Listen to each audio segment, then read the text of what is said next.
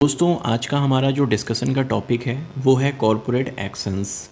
इसमें हम आपको बताएंगे जब भी कंपनियां डिविडेंड डिक्लेयर करती हैं, राइट इशू करती हैं, बोनस इशू करती हैं या फिर स्टॉक स्प्लिट हुआ, डीमर्जर हुआ, तो इसका स्टॉक प्राइस जो होता है उस पर क्या इफ़ेक्ट पड़ता है और ये कंपनियां क्यों करती हैं, इसकी क्या ज़रूरत होती है।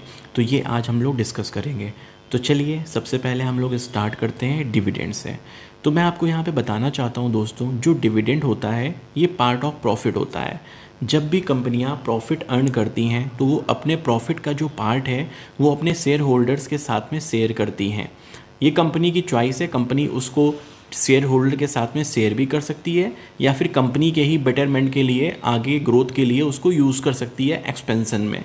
तो जब भी कंपनी अपना प्रॉफिट शेयर करती है शेयर होल्डर्स के साथ में, उसको शेयर होल्डर्स को जो प्रॉफिट मिलता है उसे हम लोग बोलते हैं डिविडेंड। तो डिविडेंड के थ्रू वो प्रॉफिट कंपनियां शेयर करती हैं अपने शेयर होल्डर्स के साथ में। तो दोस्तों अब डिविडेंड कंपनियां डिक्लेयर कैसे करती हैं। सपोज़ जैसे अगर हम लोग मान लेते हैं कि आपके पास में इन्फोसिस एक कंपनी है और उस इन्फोसिस कंपनी के आपके पास में 100 शेयर हैं, ठीक है। आपने इन्फोसिस कंपनी के 100 शेयर लेकर के रखे हुए हैं 100, और इन्फोसिस का जो स्टॉक प्राइस है वो मैं मान लेता हूँ 1000 रुपये है या समथिंग कुछ भी है।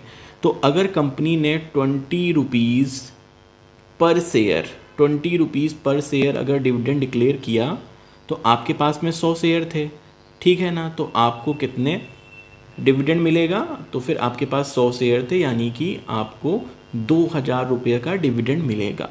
अब दोस्तों यहाँ पे कुछ चीज़ें और होती हैं, जैसे कुछ टर्म्स होते हैं। डिक्लेरेशन डेट, डिक्लेरेशन डेट वो डेट होती है जब बोर्ड डिविडेंड को घोषित करता है, मींस अनाउंस करता है। और रिकॉर्ड डेट, रिकॉर्ड डेट यहाँ पर वो डेट होती है जिस डेट पे जब शेयर आपके नाम पर हैं, मतलब वो रिकॉर्ड होता है कि इस डेट पे शेयर आपके नाम पर हैं, और जिसके नाम पर वो शेयर होते हैं रिकॉर्ड डेट पे उन्हीं को डिविडेंड मिलता है। अब एक होता है यहाँ पर एक्स डिविडेंड डेट। तो एक्स डिविडेंड डेट ये होता है कि अगर उस डेट के बाद अगर आपने शेयर खरीदे हैं एक्स डिविडेंड डेट के बाद, तो फिर आपको डिविडेंड नहीं मिलता है, ठीक है ना। तो इस तरह से ये वर्क करता है। अब अभी क्या हुआ, अभी रिसेंटली पहले क्या होता था कि फेस वैल्यू के अकॉर्डिंग वो मिलता था डिविडेंड, ठीक है ना। पर अब लेकिन जो रिसेंटली चेंज हुआ था उसके हिसाब से अब पर शेयर बेसिस के हिसाब से आपको डिविडेंड मिलता है। अब दोस्तों यहाँ पे कुछ चीज़ें और हैं, जैसे कि मान लीजिए फिनेंशियल ईयर चल रहा है, ठीक है, और फिनेंशियल ईयर के बीच में ही जब भी कोई कंपनी डिविडेंड डिक्लेयर करती है तो उस डिविडेंड को हम लोग बोलते हैं इंटरिम डिविडेंड, ठीक है। और जब भी कभी ईयर के एंड पे डिविडेंड डिक्लेयर होता है तो उसको हम लोग बोलते हैं फाइनल डिविडेंड, ठीक है। अब यहाँ पे बात आती है कि डिविडेंड पे होता क्या है। देखिए, अगर डिविडेंड का जो अमाउंट आपको मिल रहा है उस अमाउंट की वैल्यू अगर 5000 से ज़्यादा है एक ईयर में, तो फिर उस पर गवर्नमेंट टीडीएस काटती है, मीन्स 10% टीडीएस कट जाता है, इस पर रेस्ट अमाउंट आपको मिल जाता है। अब जैसे मान लीजिए इस पे इनकम टैक्स कैसे वर्क करेगा। सपोज मान लीजिए आपको डिविडेंड के रूप में एक साल में टोटल मैं बोलता हूँ 2 लाख रुपए की इनकम हुई। तो सपोज आप सैलरीड भी हो, आपकी सैलरी मान लीजिए आती है साल की 12 लाख रुपए और 2 लाख आपको डिविडेंड मिल गया, तो जो डिविडेंड आपको मिला है वो भी आपकी सैलरी में ऐड हो, मतलब कि आपकी इनकम में ऐड हो जाता है। तो आपकी साल की इनकम हो गई 14 लाख, ठीक है ना। तो इसका मतलब जो अब डिविडेंड आपको मिलेगा वो एज ए आपकी इनकम काउंट होता है टैक्स के पर्पज़ से। दोस्तों अब हम डिस्कस करेंगे राइट इशू क्या होता है। दोस्तों राइट इशू बेसिकली कब आता है, जब भी कंपनियों को फंड की ज़रूरत होती है। लेट्स से हम बोलते हैं कि एक्सपेंशन के लिए उसको फंड चाहिए, या फिर अपने डेप्थ को कम करने के लिए, या फिर कोई न्यू प्रोजेक्ट के लिए उसको फंड चाहिए। तो उस टाइम पे कंपनियां राइट इशू लेकर के आती हैं, और राइट इशू जो होता है इसको कंपनियां सबसे पहले ऑफ़र करती हैं अपने एग्जिस्टिंग शेयर होल्डर्स को। दोस्तों प्रैक्टिकली अब ये कैसे वर्क करता है इसको हम एक ऐसे एग्जाम्पल से समझते हैं। यहाँ पे आप देख सकते हैं एक कंपनी है, ये 1:2 राइट इशू आया इस रेशियो में है, ठीक है। मींस अगर आपके पास में 2 शेयर हैं तो आपको एक आप राइट इशू के थ्रू वहाँ पर खरीद सकते हैं। अब जैसे आप यहाँ पे देखते हैं कि कोई स्टॉक है जिसका मार्केट प्राइस है 100 का और राइट इशू आ गया है 70 पे, मतलब अगर आप 10 शेयर कंपनी में होल्ड करके रखते हैं तो आप 5 शेयर और परचेज़ कर सकते हैं 70 पर, ठीक है ना। तो यानी कि आपको 30 रुपीज़ की यहाँ पे बचत हो रही है।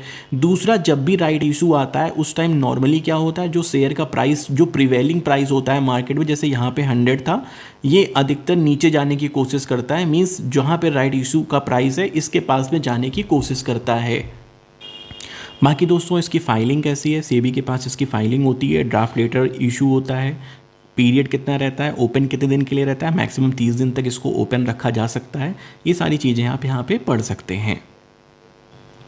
दोस्तों अब हमारा टॉपिक है बोनस इशू। बोनस इशू ये क्या है दोस्तों, जब भी कंपनी अपने एग्जिस्टिंग शेयर होल्डर्स को फ्री में अतिरिक्त शेयर देती है तो उसे हम लोग बोनस इशू बोलते हैं। मतलब कंपनी आपसे पैसा नहीं ले रही है, बट आपके पास में जितने शेयर हैं उसके रेशियो में कुछ एक्स्ट्रा शेयर आपको देती हैं। जैसे यहाँ पे आप एग्जांपल में देख सकते हैं कि यहाँ पे 1:3 मीन्स आपके पास में अगर 3 शेयर पहले से होल्ड कर रहे हैं तो उसके रिस्पेक्ट में कंपनी आपको 1 शेयर फ्री में देती है। ठीक है, इसको हम लोग दोस्तों बोलते हैं बोनस इशू।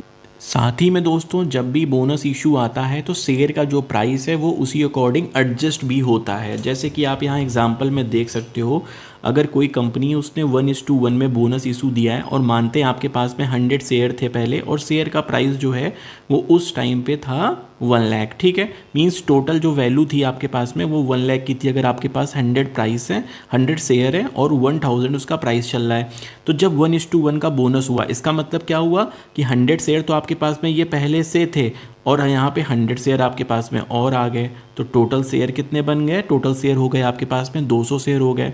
तो उस टाइम पे जो उसका प्राइस है, जब प्राइस आप देख रहे हैं शेयर डबल हो रहा है 1:1 में, तो यहाँ पे प्राइस इसका हाफ हो जाएगा। इवन पहले जो शेयर का जो प्राइस था 1000 था तो उसी प्रपोर्शनल में प्राइस कम होकर के 500 हो गया, तो शेयर का प्राइस भी कम हो जाता है। सेम दोस्तों डिविडेंड के केस में भी होता है। जिस दिन एक्स डिविडेंड की डेट होती है, सपोज मान लेते हैं कोई शेयर है जिसका 1000 रुपये का प्राइस चल रहा है और उसने 20 रुपीज़ दिया हुआ है, ठीक है ना, डिविडेंड। तो जिस दिन ये एक्स डिविडेंड डेट होती है उस दिन पे शेयर का जो प्राइस है जब वो ओपन होता है तो ऑटोमेटिकली ये इसको अपने आप को करेक्ट कर लेता है 20 पॉइंट और आपको प्राइस 980 के आसपास दिखाई देता है। ये डिविडेंड के केस में होता है। तो दोस्तों अभी इस हमने लेक्चर में अपने क्या क्या समझा, हमने बोनस इशू समझा, डिविडेंड समझा और राइट इशू समझा।